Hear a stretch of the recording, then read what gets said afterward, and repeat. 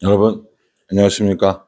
3월 4일 월요일 넘치는 우리교회 매일 묵상 시작하도록 하겠습니다. 오늘 본 말씀은 마가복음 9장 2절부터 13절까지 말씀입니다. 이제 오늘 본문이, 우리가 보통 사람들이 뭐라고 부르냐면 변화산이라고 부릅니다. 예수님의 모습이 변화됐다라는 거거든요. 근데 그 변화되었다라는 것이 뭐 다른 형태로 됐다 뭐 이런 게 아니라 더 많이 빛이 나고 더 많이 이렇게 광채가 났다 이런 것들을 의미합니다. 왜 그랬는가? 또 변화산에서 있는 일은 어떤 의미가 있는가? 요거 우리 한번 살펴보려고 합니다. 예수님께서 십자가를 지시는 일들이 점점 가까워지고 있는 겁니다. 예수님이 십자가 지는 시점이 이때였다면 점점 예수님 십자가를 향해서 본문이 나가고 있다라고 생각하시면 될 것 같습니다. 오늘 2절 말씀에 보면 엿새 후에 예수께서 베드로와 야고보와 요한을 데리고 따로 높은 산에 올라가셨더니 그들 앞에서 변형되사라고 이렇게 이야기하거든요. 누가 갔냐면 베드로와 야고보와 요한이라고 합니다. 요 세 사람이 예수님의 최측근의 제자라고 여러 번 말씀드렸어요. 베드로 그리고 야고보와 요한이 예수님과 함께 산에 올라갔는데 높은 산에 올라가신 거예요. 그래서 그 산에서 변화되셨거든요. 변형되셨어요. 그래서 우리가 거기 이름을 변화산이라고 부르는 겁니다. 산 이름이 변화산이 아니라 변화되었던 산에서 변화산이 되는 것이죠. 어떻게 변화되었는가? 3절에 그 옷이 광채가 나며 세상에서 빨래하는 자가 그렇게 희게 할 수 없을 만큼 매우 휘어졌더라 이렇게 얘기합니다. 광채가 나고 온몸이 되게 휘어진 것이죠. 그러니까 세상에서 일어날 수 있는 그런 현상은 아니다라는 걸 이야기하는 겁니다. 높은 산에 올라가서 따로 기도할 때 깨끗하게 되었고, 광채가 나게 되었고, 그러니까 이 깨끗함과 광채 그 의미는요, 거룩하다라는 것을 의미하는 거거든요. 죄가 없다라는 것을 의미하는 거예요. 그래서 그렇게 변화되고 나서 예수님이 누구를 만나시냐면 모세와 엘리야를 거기서 만나는 걸 보게 됩니다. 4절에요. 이에 엘리야가 모세와 함께 그들에게 나타나 예수와 더불어 말하거늘. 엘리야와 모세는 구약 성경에 나와 있는 인물들이잖아요. 그 엘리야와 그 모세가 나타나서 예수님과 이야기를 하는 겁니다. 엘리야는 선지자들을 대표하는 인물이 되는 거고요. 이 모세는 율법을 대표하는 인물이 되는 겁니다. 그래서 구약 시대에 있었던 모든 예언들, 모든 선지자가 예수님으로 완성되어지는 것들을 보여주고 있는 것이죠. 여러분, 예수님이야 뭐 엘리야와 모세와 얼마든지 이야기할 수 있는 분이시지만 사실은 이 엘리야와 모세 그리고 예수님의 변화된 모습을 보는 제자들의 마음은 어떻겠습니까? 제자들이 얼마나 많이 놀랬겠습니까? 그래서 제자들은 자기네들이 무슨 말을 하고 있는지, 자기네들이 무엇을 보고 있는지도 모를 만큼 정신이 하나도 없었던 겁니다. 그래서 뭐라고 이야기를 합니까? 5절에요. 베드로가 예수께 고하되 랍비여 우리가 여기 있는 것이 좋사오니 우리가 초막셋을 짓되 하나는 주를 위하여 하나는 모세를 위하여 하나는 엘리야를 위하여 하사이다 하니 이렇게 얘기합니다. 예수님 여기 너무 좋아요. 이 산 위에 있으면 뭐 아무것도 걱정할 필요 없고 모세도 만나고 엘리야도 만나고 너무 좋아요. 그러니까 가지 말고 여기서 그냥 초막 텐트를 치고 하나는 모세를 위하여 하나는 엘리야를 위하여 하나는 예수님을 위하여 텐트를 치고 살았으면 좋겠습니다 라고 이야기를 하는 것이죠. 그래서 우리가 가끔 교회에서 활동하거나 어디 정말 좋은 데 가면 여기가 좋사오니 이런 말들을 이렇게 할 때가 있거든요. 너무 좋은 거예요. 산 아래로 내려가면 여러 가지 문제들이 생기고 여러 가지 뭐 고난도 있을 것이고 핍박도 있다고 예수님께서 그러셨는데 지금 여기는 뭐가 있어요? 엘리야도 있고 모세도 있고 예수님도 변화된 모습이 있고 너무 좋다는 겁니다. 날마다 우리들의 삶이 이렇게 이 변화산에서 만난 엘리야와 모세를 만난 것 같은 그런 삶을 살았으면 좋겠다는 생각을 합니다. 그런데 진짜 우리들이 살아가야 하는 것은 이 변화산 위에가 아니에요. 이 변화산 위에서 사는 것이 즐겁고 기쁘고 내려오고 싫고 영광된 자리이고 그거 맞습니다. 교회에 와서 예배 드리는 것이 즐겁고 찬양하는 것이 즐겁고 모든 것이 신나고 감사해서 교회에서만 머물려고 하고 교회에서만 살려고 하고 교회 사람들 만나려고 하는 거, 그거 하나님이 기뻐하시는 거 아니라고요. 산 아래로 내려가서 산 아래 사람들과 만나고 이야기하고 복음을 전하고 핍박을 받고 그 가운데 하나님의 소망을 가지고 살아가는 거, 이게 진짜 하나님이 우리에게 원하시는 거라고. 그래서 예수님께서는 이 변화산 위에서 계속 머무시는 것이 아니라 그 산에서 내려오시는 모습을 보여주고 계십니다. 예수님은 얼마든지 그러실 수 있는 분이셨어요. 예수님은 얼마든지 산 위에서 모세와 엘리야와 함께 있을 수 있는 분이셨지만 다시 이 땅에 내려오시는 것을 보게 됩니다. 우리도 마찬가지입니다. 교회가 좋고 뭐 예배 드리는 것이 좋고 찬양하는 것이 좋고, 그래서 교회에서는 되게 신앙 있게 되게 믿음 있게 살아가지만 막상 세상에 나가서 사람들하고 부딪히면서 살아갈 때는 아무 힘도 아무 영향력도 없이 살아간다면 그건 올바른 것이 아니라고 저는 생각합니다. 여러분, 산 위에서만 사는 삶이 아니라 산 아래 내려와서 다시 치열하게 살아가는 우리들의 모습이 필요하다는 거죠.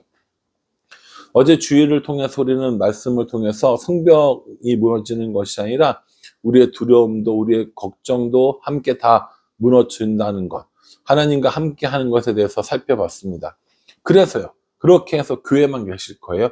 그렇게 해서 예배 시간에만 무너뜨릴 겁니까? 아니요. 우리가 정말 성벽을 무너뜨려야 할 곳은, 또 우리의 성벽이 있는 곳은 산 아래라는 겁니다. 그래서 그 산 위에서만 사는 인생이 아니라 산 아래에서 예수님과 함께 여전히 동행하고 그 성벽들을 무너뜨리는 인생이 우리들의 삶이 되어야 한다라는 겁니다. 사랑하는 성도 여러분, 변화산 위에서 광채가 되신 예수님, 엘리야와 모세를 만난 예수님, 그리고 그것들을 지켜보던 제자들의 마음, 그래서 여기가 좋사오니 하는 그 마음이 참 우리들 마음 같고 제 마음 같습니다. 예배 드리고 또 찬양하고 성경 공부하고 이럴 때 너무 좋은데, 그것을 떠나 세상으로 나아갈 때 얻어지는 여러 가지 불안함, 두려움, 걱정, 근심, 이거 있거든요. 그런데 분명히 우리가 살아야 할 곳은 산 아래라고 그랬어요. 산 아래에서 예수님과 함께 살아가는 것들을 배우고 또 하나님과 함께 살아가는 경험들을 해나가는 것, 그것들이 우리들이 해야 될 일이라는 겁니다. 이렇게 변화산에서 만나고 있을 때 7절 말씀에 보면, 마침 구름이 와서 그들을 덮으며 구름 속에서 소리가 나되 이는 내 사랑하는 아들이니 너희는 그의 말을 들으라 하는지라 라고 말씀하십니다. 이는 내 사랑하는 아들이니 너희는 그의 말을 들으라. 이 언제 좀 들어본 말씀 같지 않으세요? 예수님께서 세례 요한에게 세례를 받고 나서 하늘에서 소리가 나서 이는 내 사랑하는 아들이요 내 기뻐하는 자라 라고 말씀해 주셨거든요.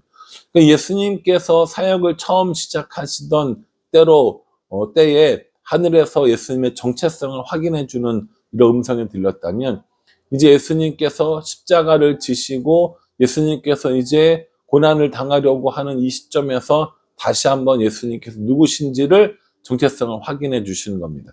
이는 내 사랑하는 자요 내 기뻐하는 자라라고 이렇게 말씀해 주신다는 것이죠. 그래서 하나님께서 하나님의 아들 예수님이심을 다시 한번 정체성을 확인해 주고 이제 고난이 시작된다고 보시면 되는 겁니다. 제자들이 그 얘기를 듣고 내려왔고, 또 9절에 보면은 그들이 산에서 내려올 때 예수께서 경고하시되 인자가 죽은 자 가운데서 살아날 때까지는 본 것을 아무에게도 이르지 말라라고 이렇게 말씀하십니다. 인자가 죽은 자 가운데서 살아날 때까지는 이렇게 얘기하거든요. 이게 뭡니까? 요걸 부활이라고 부르거든요. 인자가 죽은 자 가운데서 살아날 때까지는 이거 얘기하면 안 돼 라고 얘기하니까는 제자들이 인자가 죽은 자 가운데 살아나는 게 뭐야? 라고 얘기합니다. 이게 뭐예요? 부활이거든요. 부활을 제자들은 들어본 적도 없었고 경험해 본 적도 없었고 그런 일이 일어날 거라고 상상조차 해본 적이 없었던 거예요. 예수님께서 산에서 내려오시면서 인자가 죽은 자 가운데서 다시 살 때까지는 이 얘기는 비밀이야, 이야기하면 안 돼 라고 이야기를 했거든요. 제자가 그 말 자체를 모르는 거예요. 인자가 죽은 자 가운데서 다시 살아난다고? 그게 뭐야? 죽은 자 가운데 다시 살아날 수가 있어? 이렇게 되는 거거든요. 사랑하는 성도 여러분, 예수님의 고난이 지나고 나면 부활이 이루어집니다. 예수님의 고난이 내 고난이 될 때 예수님의 부활도 나의 부활이 되는 겁니다. 그러니 단순히 그냥 예수님의 고난이 있구나, 십자가에 있구나, 부활하셨구나가 아니라 예수님이 경험하신 그 고난이 나의 고난이 되고 예수님이 경험하신 그 부활이 나의 부활이 되는 것, 그게 진짜 믿음이라는 거예요. 제자들은 예수님께 부활의 이야기를 들었지만 믿지 못했습니다. 이해하지도 못했죠. 우리도 마찬가지입니다. 죽은 사람이 다시 살아난다고? 우리가 다시 살아난다고? 말도 안 되는 소리 하고 있어 라고 할지 모르지만 성경은 분명히 우리에게 부활을 이야기하고 있습니다. 죽은 자 가운데 다시 살아날 것을 말씀하고 있다라는 거죠. 그러니 저도 그렇고 여러분들도 그렇고요. 예수님이 고난 당하신 것이 나의 고난이 되고 예수님께서 부활하신 것이 나의 부활이 될 때 우리 진짜 예수님을 따르는 제자로서의 삶을 살아갈 수 있다라는 겁니다. 여러분 어떠세요? 예수님의 고난이 여러분들의 고난이 되고 예수님의 부활이 여러분들의 부활이 되십니까? 변화산에서 경험했던 그 영광스러운 모습뿐만 아니라 예수님 때문에 당하는 고난, 예수님 때문에 당하는 그 모든 핍박 가운데서도 예수님을 믿고 따르겠습니까? 제자들은 지금 뭘 봤냐면요. 영광을 본 겁니다. 엘리야를 봤고요. 모세를 봤고요. 광채처럼 변한 예수님을 본 거예요. 너무 좋았거든요. 그런데 이제 얼마 안 있으면 고난이 있다는 거예요. 죽은 자 가운데서 다시 살아난다는 것은 죽음이 있다는 얘기거든요. 그 죽음까지도 견딜 수 있느냐라고 예수님이 물어보고 계시는 겁니다. 여러분 어떠세요?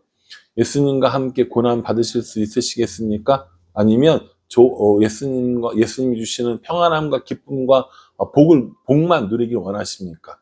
여러분 제가 그랬잖아요. 우리가 저번에 예수님이 너희는 날 누구라고 하느냐라는 그 질문 그 이후로부터 뭐가 나온다고요? 이제 고난과 죽음과 십자가와 부활이 나온다니까요. 이 앞에까지는 그런 얘기 안 하셨어요. 그런데 이제 영광도 보여주시고 고난도 이야기해 주시고 죽음도 이야기해 주시고 부활도 이야기해 주십니다. 이게 믿음이 자라난 사람들이 들어야 될 얘기인 거고요. 이것을 믿느냐 안 믿느냐, 이것을 따르느냐 따르지 않느냐가 우리에게 중요하다는 겁니다. 전 예수님의 고난이 저의 고난이 되었으면 좋겠습니다. 나의 욕심 때문에 생기는 고난이 아니라 나의 잘못으로 생기는 고난이 아니라 예수님을 전하기 위해서 예수님 때문에 예수님으로 인해서 받는 그 고난들이 내 고난이 되었으면 좋겠습니다. 뿐만 아니라요. 예수님의 부활이 나의 부활이 되었으면 좋겠다는 생각도 합니다. 예수님께서 죽은 자 가운데 다시 살아신 것처럼 나도 그 부활을 경험하는 삶, 그것을 구하고 바란다는 거죠. 그러니 저도 그렇고 여러분들도 그렇고요. 예수님의 고난을 같이 함께 예수님 때문에 당하고요. 예수님이 부활하신 그 부활의 능력을, 감격을, 은혜를 우리가 함께 얻으면서 살아가는 것, 그것이 우리들의 해야 될 일이라는 겁니다. 저도 여러분들도 예수님의 고난을, 예수님의 영광을, 예수님의 부활을 함께 누리며 함께 하며 살아가는 우리 모두가 될 수 있기를 주님의 이름으로 축복합니다. 기도하겠습니다. 하나님, 변화산에서의 예수님을 봅니다. 또 죽은 자 가운데 부활하실 것을 말씀하시는 예수님을 만나게 됩니다. 예수님의 고난이 나의 고난되게 해주시고 예수님의 부활이 나의 부활되는 삶을 살 수 있도록 은혜 베풀어 주시옵소서. 영광된 변화산 꼭대기에서만 살아가는 인생이 아니라 산 아래 내려와서도 고난도 함께 당하고 핍박도 함께 당하며 그렇게 예수님과 동행하는 우리들의 삶이 되어줄 수 있도록 은혜 베풀어 주시옵소서. 예수님의 이름으로 기도합니다. 아멘. 예, 여러분 오늘 이 말씀 기억하시면서요. 예수님의 고난, 나의 고난, 예수님의 부활, 내 부활되는 인생을 살아가는 우리가 모두가 될 수 있기를 간절한 마음으로 기도하겠습니다. 감사합니다.